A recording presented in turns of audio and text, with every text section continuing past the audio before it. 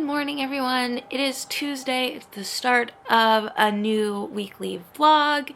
I have some really exciting things happening this week, so hopefully this week won't just be a whole lot of me talking about how I don't have anything to do and don't have any updates. Hopefully I actually have some interesting content for you. So there's that. We have a friend coming to visit us from Texas on Friday, so I'm very excited for that. I have a short work week this week, and then obviously we're going to be doing some stuff with them while they're visiting, but because of that, I don't have a super lot on my TBR because I don't think I'm gonna have much time to be reading. So I picked up some of the smaller books on my TBR to read this week. First up, we have Right on Cue by Fallon Ballard. This is a romance about our main characters, Emmy and Grayson.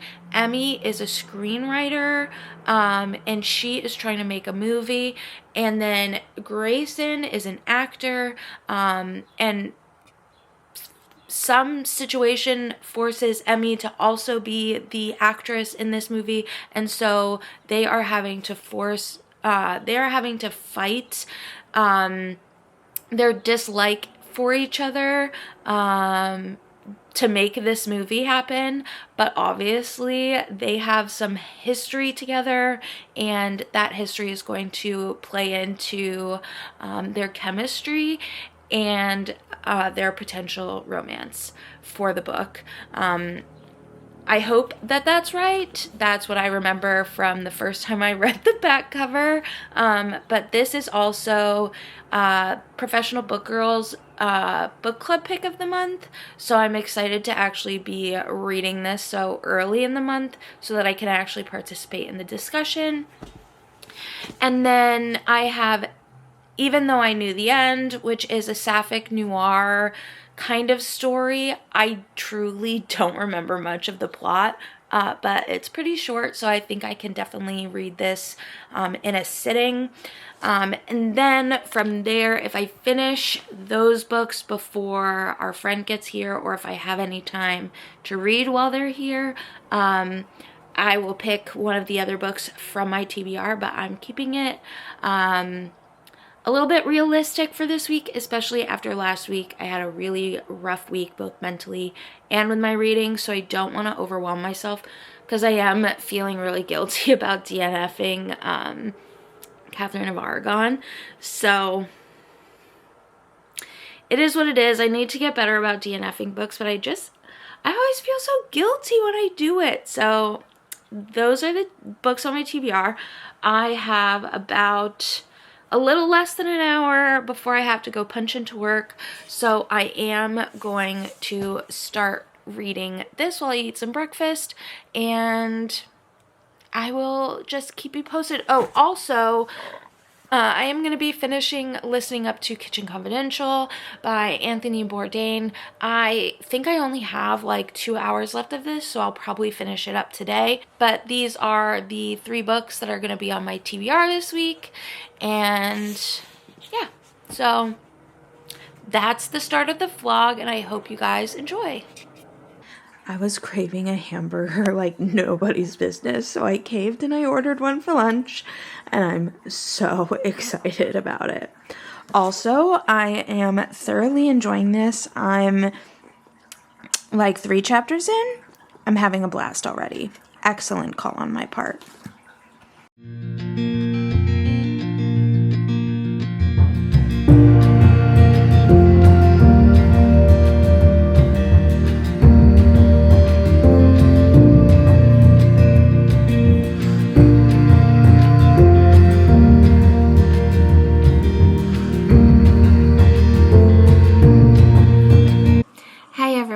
It's Wednesday. Today is not my day.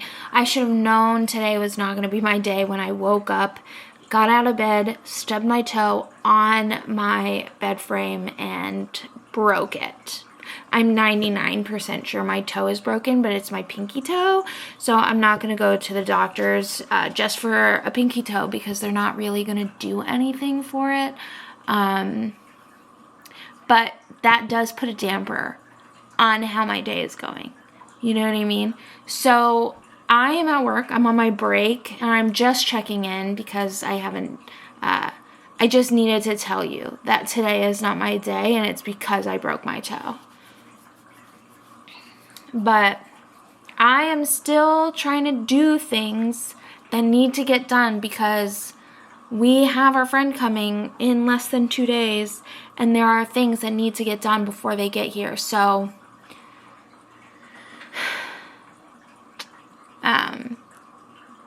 the world doesn't stop for a broken toe, you know what I mean? It just makes it a lot harder to do the things that you need to get done. So if future me had asked me if I wanted to break my toe, I would have said no. And also, I think I would have listened to future me if they had told me not to break my toe. But unfortunately, future me didn't get into contact with me to tell me that breaking my toe was a potential outcome of today. You know, I think I would have just stayed in bed if I had known that getting out of bed would have had that outcome. But such is life.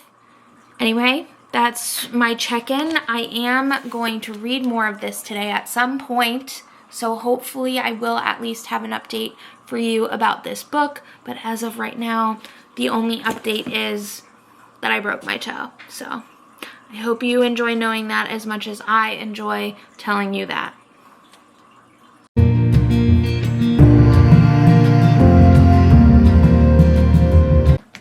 I have a brand new fancy shoe. Boot Scootin' Boogie. Boot Scootin' Boogie. Midnight. What do you think? She's not impressed. I just finished cleaning the house for our friend who gets here tomorrow morning. So it's time to ice my foot. I finally took the boot off, and I'm going to read some Right on Cue before I go to bed.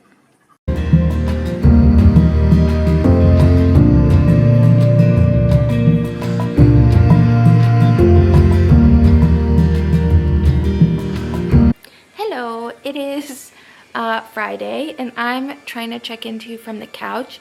I showered and I plopped my hair to try and hold some of my curls because I don't have a blow dryer with like the attachment, that the diffuser. So I'm trying to do everything I can to try and get my curls to hold without that, but I am currently icing my foot and reading, and I wanted to do an update before I might not be able to for a few days while our friend is here. So I finished Kitchen Confidential by Anthony Bourdain. I absolutely loved it. I would highly recommend, especially on audio.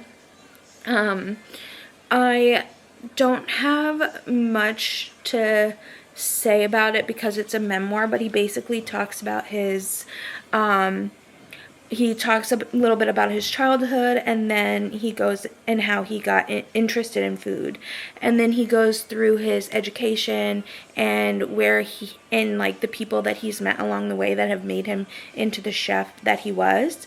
And I just thought it was really funny and insightful, and it was interspersed with advice for people who were interested in becoming chefs or learning how to cook.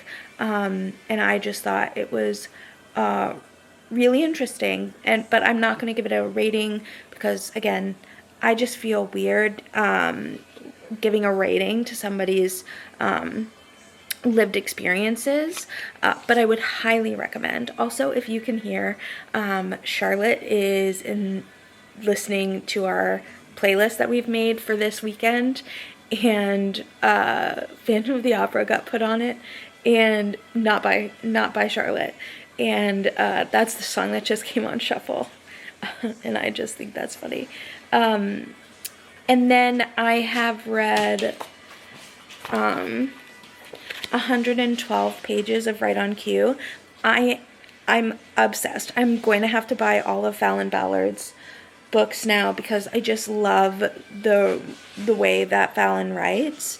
The chemistry between the two main characters is interesting because you can tell that there's chemistry there, but they both are holding past, like this past between them, and both of them obviously have a different take on how impactful that past was, and so it's really affecting them in the present, and it's also affecting their ability to co-star together.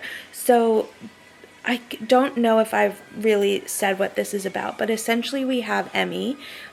She is a film writer, and she has written a new rom-com after writing a drama that got a Oscar in the last year. And she, they haven't been able to find the right actress to play the lead, and so in order to save the movie, she agrees to be the lead actress. And at first, it's not intended for Grayson to be the main love interest, but something happens to the original actor, and Grayson is the one that fills in. And they have a history, they don't like each other, and it's really impacting their chemistry on set. Like, the movie is not doing well because they're not working well together. But I can tell that there was probably some kind of miscommunication based on the past events, and these things are all going to come to light. Classic rom-com formula, but I'm having such a great time. There is excellent banter, and there is these moments where you can definitely see the chemistry that these people had together on the original.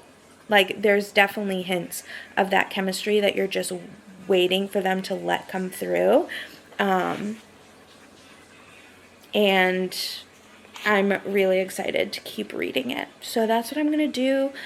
We are going to be picking up our friend at the airport in a little bit less than 3 hours. So I bet if I just sit here and read, I can definitely finish this. So maybe I'll be able to update you one more time before our friend gets here, but I don't want to make any promises. So just know I'm thoroughly enjoying this, and will definitely be picking up other books by this author because I love it. Anyway, that's my very lengthy, drawn-on update for now, but just know I'm having a great time. Except for the fact that my toe is broken. You know. Highs and lows. After a mini breakdown about what I was going to wear, we're dressed. The boots really throw me off. Not a fan.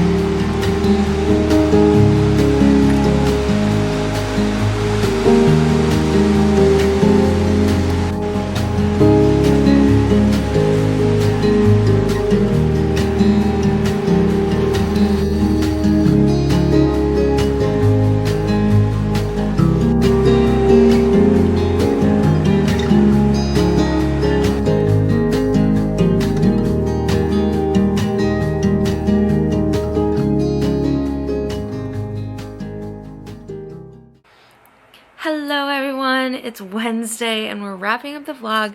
A little bit different this week because yesterday our friend went home and I didn't really feel like vlogging, but we had a really lovely weekend. We did a lot of cool stuff. I have a lot of B-roll footage that hopefully you enjoyed, even though I didn't do any like live check-ins while my friend was here.